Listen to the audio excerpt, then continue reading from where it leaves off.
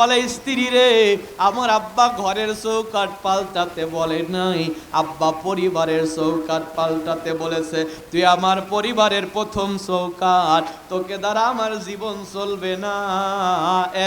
এক দুই, কথা কি বুঝছে না? বোঝেন নাই?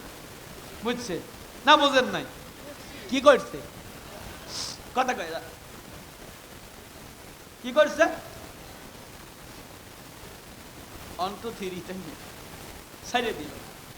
দীর্ঘদিন হয়ে গেল ইসমাইল বিয়ে করে না। নবীজি বললেন বংশীয় মেয়েকে বিয়ে করলে শান্তি পাবে, কারণ অনেক বংশের মেয়ে আছে বাপ মার সম্মান, বাপ দাদার সম্মান বাঁচাতে যায় অমানুষের বাতও করিয়া খায়। আবার অনেক বংশের মেয়ে আছে ফুবু সারিয়াইছে, বাস্তিও সারিয়াইছে। নবী বলছে ওই বংশে বিয়ে করো না, কারণ ওদের ইজ্জতের দাম নাই।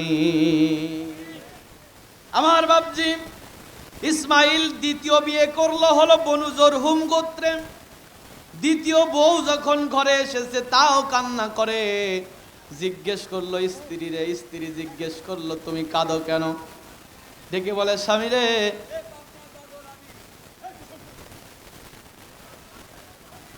থাক থাক থাক থাক থাক,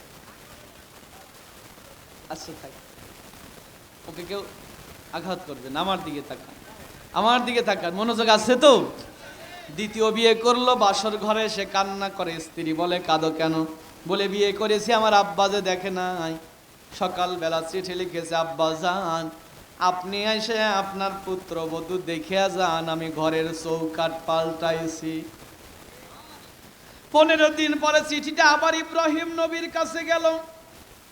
ইব্রাহিম নবী চিঠিটা পাওয়ার পরে তো বলতে পারতো আমি যাব না, কারণ 15 দিন আগে অথবা কয়েক মাস আগে তোর বাড়িতে যা না খায় আমি ফিরে এসেছি, দরজা খোলস নাই।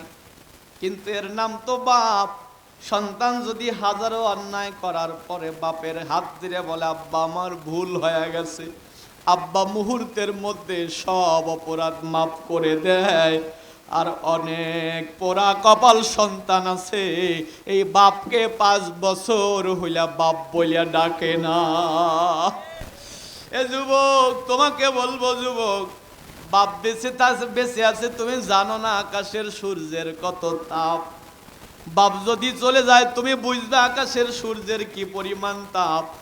ইব্রাহিম নবী চিঠি পাওয়ার পরে খুশি হয়ে বলল বেটা আমি আবারও যাব তোর বাসাতে। আবারও এসেছে ইসমাইলের ঘরে, দরজায় টোকা দিয়ে বলে বেটা ইসমাইল বাড়ি আছো নাকি? ওই দিনে ইসমাইল বাড়িতে নাই, ঘরের ভিতরে আছে তার বউ। এটা কয় নাম্বার? আরো আসতে কোন কয় নাম্বার? এই বউটা সাথে সাথে লাব্বাইক বলে দরজা খুলে বলে আব্বা জান আপনার ছেলে বাড়ি নাই, আমি তো মরি নাই, আব্বা আপনি ঘরে ঢোকেন। এই কথা বলে শ্বশুরকে উটের পিঠ থেকে টাইনা নামাইছে, ঘরের মধ্যে নিয়ে ওযুর পানি দিয়ে বলে আব্বা আপনি ওযু করেন। ইব্রাহিম নবী ওযু করলেন, দস্তরখানা বিছায়া বলে আব্বা আপনি খাবার খান। ইব্রাহিম নবী খায় আর বারবার বেটার বোর দিকে তাকায় শুকরিয়া আদায় করে, আল্লাহ আমার ইসমাইল এবার শান্তিতে থাকবে। খাবার খাওয়া যখন শেষ হয়ে গেল ডেকে বলে মা আমার নিয়ম হলো সন্ধ্যার পরে এই দেশে থাকা যাবে না, গধূলি সন্ধ্যা লগ্ন চলে এসেছে, আমি চলে গেলাম, আমি আবারও আসবো। সাথে সাথে বেটার বউ দরজার 2টা পাল্লা ধরে দাঁড়িয়ে বলে আব্বারে না আমি আপনাকে যেতে দেব না, কারণ বাপ আমি শুনেছি পরিবারের মুরব্বীরা যেই ঘরে থাকে ওই ঘরে আল্লাহর রহমত বর্ষিত হয়। এ বগুড়ার মুসলমান কথাটা আমি বুঝাতে পারি নাই, এ কারণে তোমরা সুবহানাল্লাহ বলো নাই। পরিবারের মুরব্বীরা যে ঘরে থাকে ওই ঘরে আল্লাহর রহমত বর্ষিত হয়। কি বলবো আজকে দুঃখের কথা, সমাজ আজকে কত নিচে নেমে গেছে। একটা মায়ের পেটের ভিতরে 5টা ছেলের জায়গা হয়, অথচ 5 ছেলে মিলে এক মায়ের পেটের ভাত দিতে পারে না। ও কয় তুই দেখ, ও কয় তুই দেখ, ও কয় তুই দেখ, কয় তাহলে বাইটে নে আর ভাগ করে দে। পোড়া কপাল তোমার, পোড়া কপাল। তোমার মাকে তুমি আলাদা করে দিয়েছো, তোমার মা তার ঘরে ভর্তা দিয়া ভাত খায় আর তুমি তোমার ঘরে গোস্ত দিয়া ভাত খাও। তুমি আবার জান্নাতে যাওয়ার স্বপ্নে দেখো। আমার মতো বক্তার ওয়াজ তোমার 4 পয়সারও উপকার হবে না। কেন বন্ধু জানো? বাপ মাকে আলাদা করে দিয়েছো, তুমি মনে করেছো তোমার মা দিনের বেলাতে কথা বলে তাই মা বুঝি রাগ করে নাই। না বন্ধু না, বাপ মাও যখন ঘুমাতে যায় আব্বা মায়ের গলা জড়িয়ে ধরে বলে, স্ত্রী রে তুমি না বলছিলে বেটা বড় হলে আমার দুঃখ যাবে, কই আমার দুঃখ তো গেল না। যখন বাপের দেহের রক্ত গরম থাকে, বাপ আমাকে তোমাকে মানুষ করতে যায় বাপের দেহের রক্তকে পানি করে দেয়। যখন মায়ের দেহের রক্ত গরম থাকে, মা আমাকে তোমাকে মানুষ করতে যায় মায়ের দেহের রক্তকে পানি করে দেয়। ওই বাপ মা এখন বুড়া বুড়ি হয়ে গেছে আর তোমার কাছে বেশি লাগে।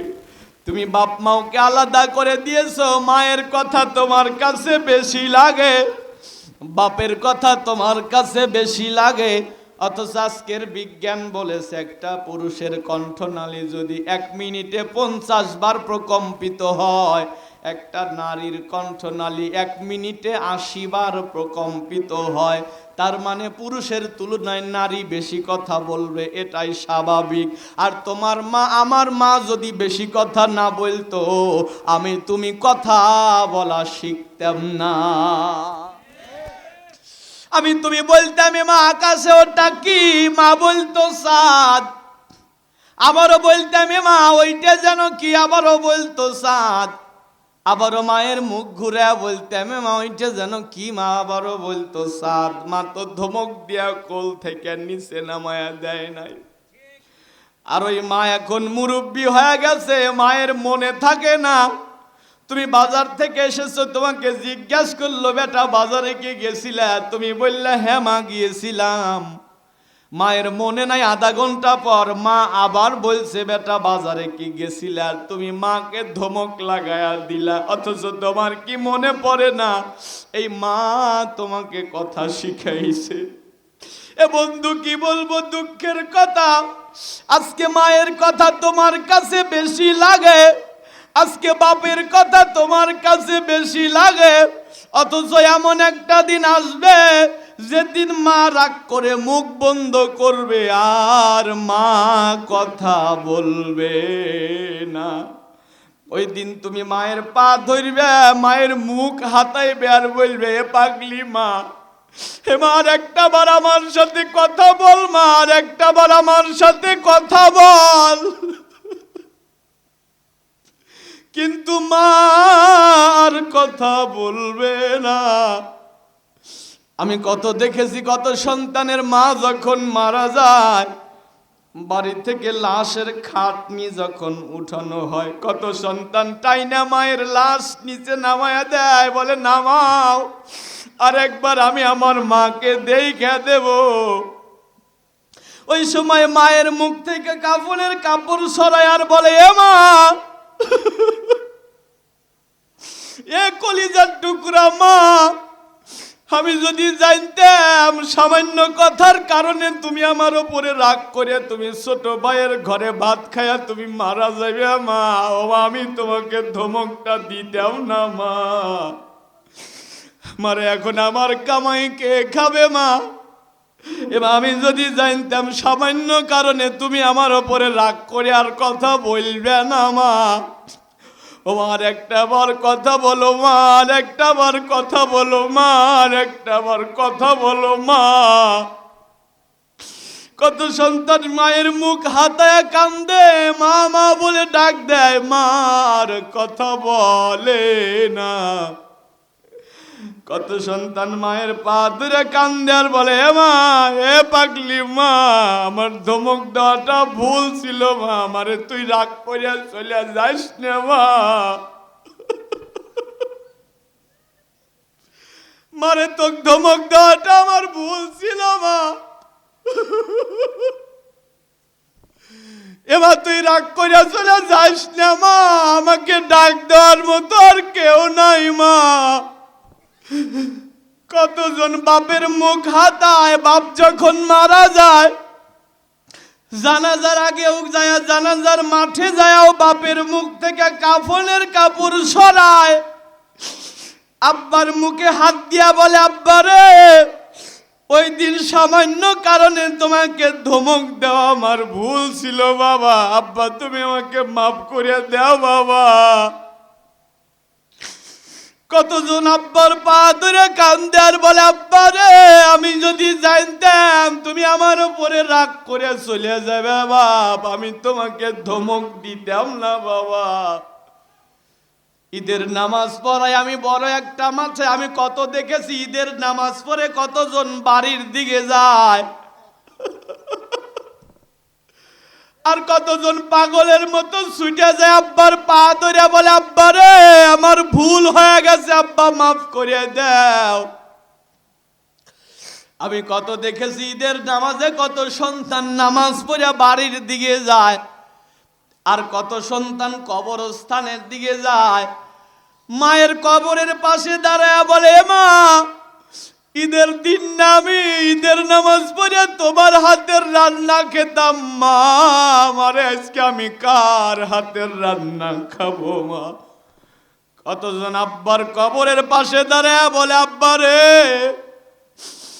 আমি না তোমার হাত ধরে গত বছর ঈদের মাঠে এসেছিলাম বাবা, আজকে আমি কার হাত ধরে বাড়ি যাব বাপ। বাপ মা কত আপন সম্পদ তুমি জানো না বন্ধু। যদি বাপ মার সাথে ভুল হয়ে থাকে, পা ধরে বলি, এ বগুড়াবাসী পা ধরে বলি, এ গোপালপুরের মুসলমান আমি পা ধরে বলি, মাপটা নিয়ে নাও। তুমি যদি দূরে থাকো, মা যদি বাড়িতে থাকে, ফোন দিয়ে একটু খবরটা নিও। আজকে আমি একটা বেলা মায়ের খবর নেই নাই, মা আমাকে আমি দুপুরের পরে ফোন দিয়েছি, মা আমার বলে, বেটারে, এই মা বলে ডাকটা তুই কতক্ষণ পরে আমাকে দিলি। বুড়া বয়সে বুড়ি বয়সে বাপ মা একটু বেশি কথা বলে, রাগ দেখায়, তবে সহ্য করে নিতে হয়, কারণ কয়েকদিন পরে এই রাগ দেখানো মানুষটা আর থাকবে না। ওই দিন তুমি বুঝতে পারবে বাপ মা কি জিনিস। আর আশরাফ আলী থানভী রহমাতুল্লাহ আলাইহি বলেন, বাপ মার খেদমত যদি কেউ করতে পারে, আল্লাহ দুনিয়াতেই তাকে 5টা পুরস্কার দান করে দেয়। প্রথম নাম্বার পুরস্কার, আল্লাহ তোমার হায়াতকে বাড়িয়ে দিবে। তোমার বন্ধু মারা যাবে, তোমার